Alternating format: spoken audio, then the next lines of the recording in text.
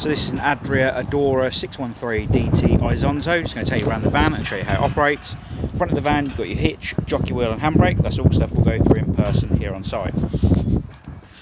Front locker, you've got your gas regulator up on the bulkhead with yellow gas shut-off valve on the side there, and the specific leg winder for Adria caravans just up on the bulkhead there.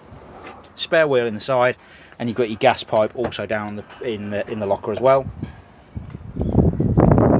Coming down this side of the van, you've got your water pump connection on the side of the van. Push it into place on the side and then drop the pump into the aqua hole itself. Battery locker, you've got your battery terminals in there as you can see, and also your mains connection as well, which is in place just on the side there.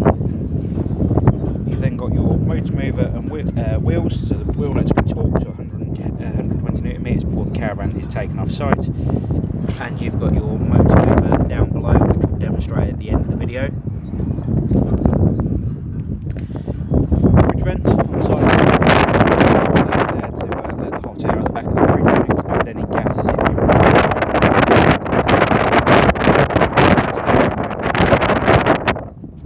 Back of the van, you've got your toilet flush tanks. This tank here takes 3.5 litres of water and a cap full of the pink fluid.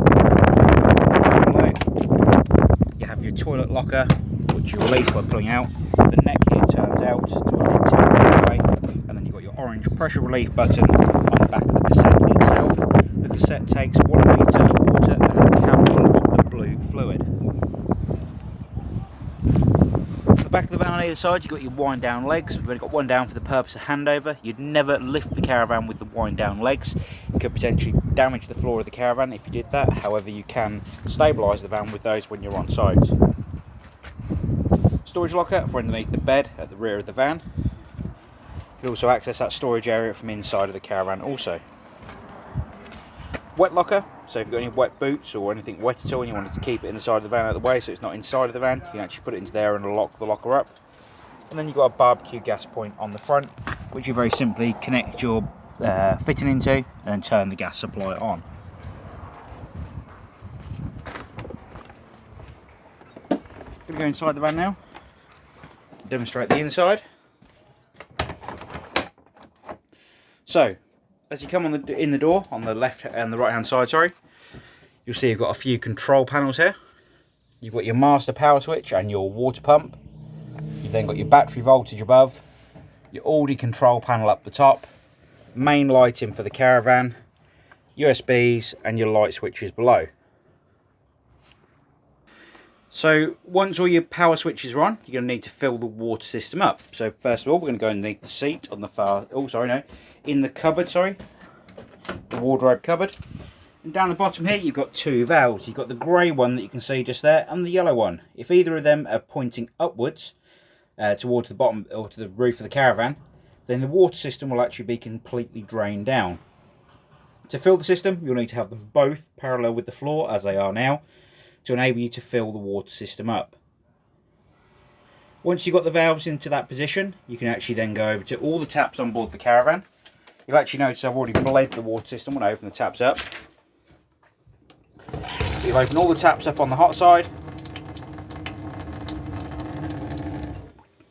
Prior to turn on the water pump, and then once all the taps are open, you'll come over on the control panel on the far side, turn the water pump on, and it will allow the water system to start filling on board the caravan. Once the water system's full, we'll open all the taps, we'll close all the taps off so that the water system is full and sealed up.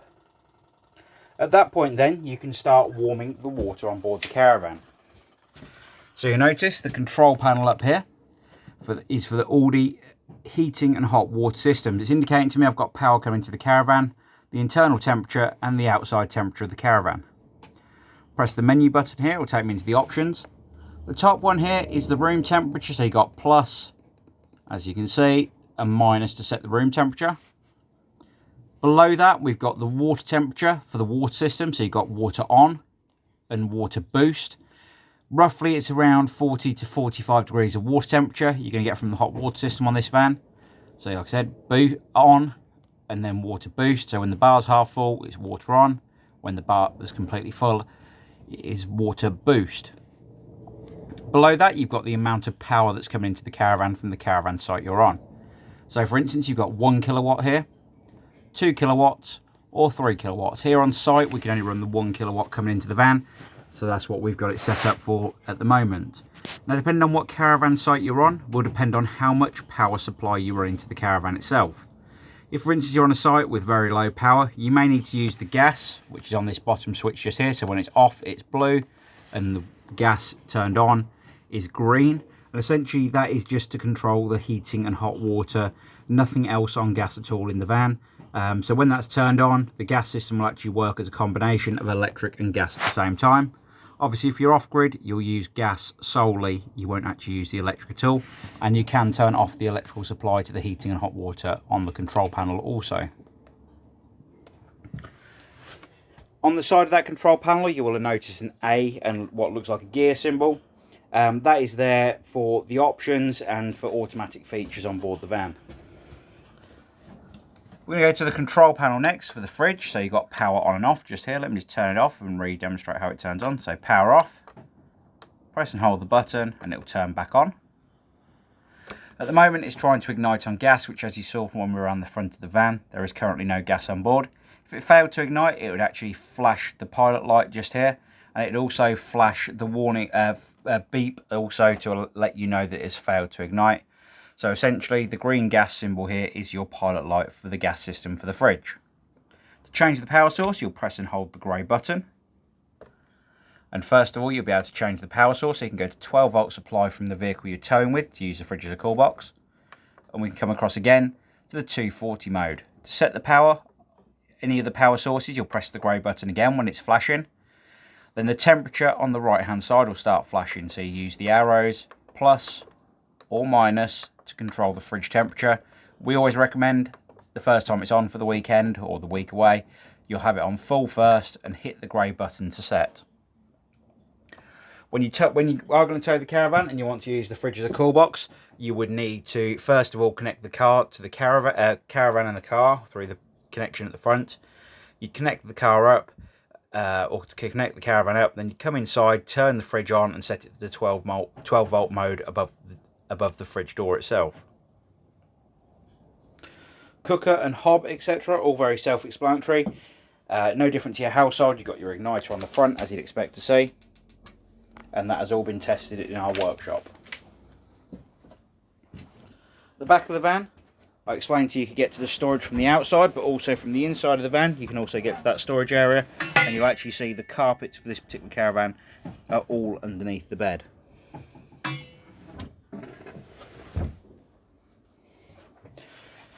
Going to the bathroom on this particular caravan, a very simple system. Electric flush on top of the toilet. Toilet waste flap down below on the grey handle just here, which will allow the toilet waste to go in the cassette underneath the van. The toilet will turn for your convenience, so it's not, so as you can see.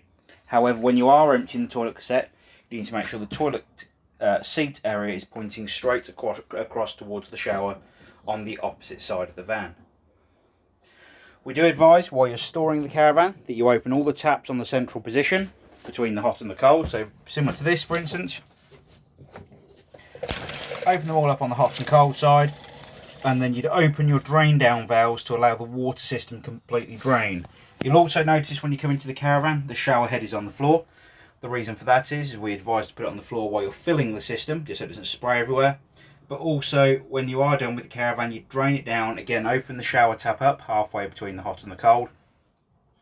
And if the shower's on the floor, all the water has to run downwards then to escape from the hose, the shower hose itself, and the rest of the pipe work for the system.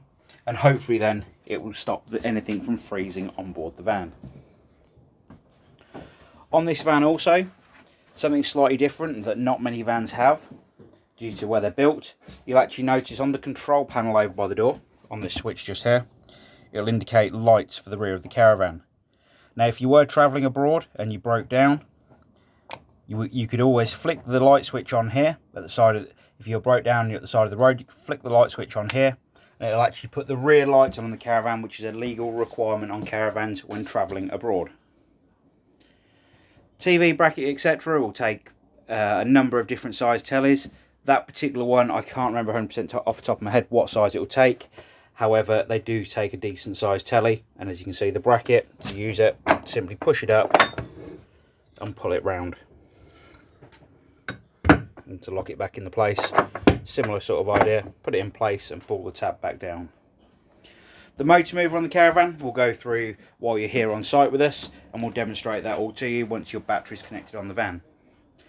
Thank you very much for watching the video.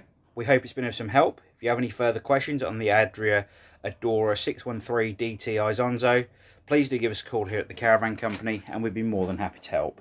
Thank you for watching, and we hope you enjoy the caravan.